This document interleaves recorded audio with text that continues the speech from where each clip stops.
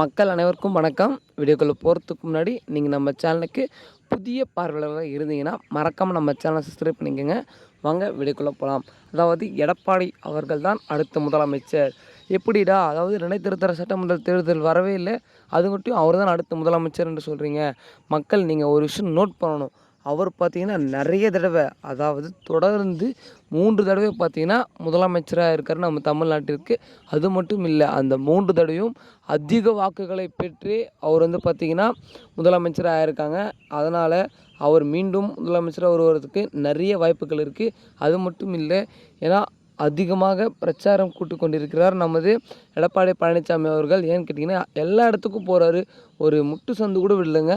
எல்லா இடத்துக்குமே போயிட்டு மக்களிடம் வந்து அவர் வந்து நேர்காணலை வந்து உபயோகிக்கிறாரு. அது மட்டும் இல்லை, வருகிற 2026 சட்டமன்ற தேர்தலுக்காக புதிய புதிய கட்சிகளுடன் அதாவது கூட்டணி வைத்து கொள்கிறார்கள் என்ற தகவல் வெளியாகிடுச்சு.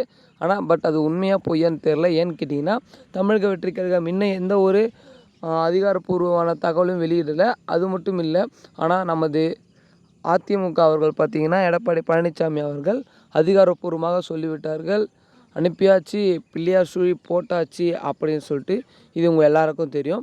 அதனால தான் சொல்கிறேன், அடுத்த முதலமைச்சர் ஆனால் அது நம்ம எடப்பாடி பழனிசாமி அவர்கள் தான் என்று நான் கருதுகிறேன். உங்களுடைய கருத்து என்னவென்று கீழே கமெண்ட் பண்ணுங்கள்.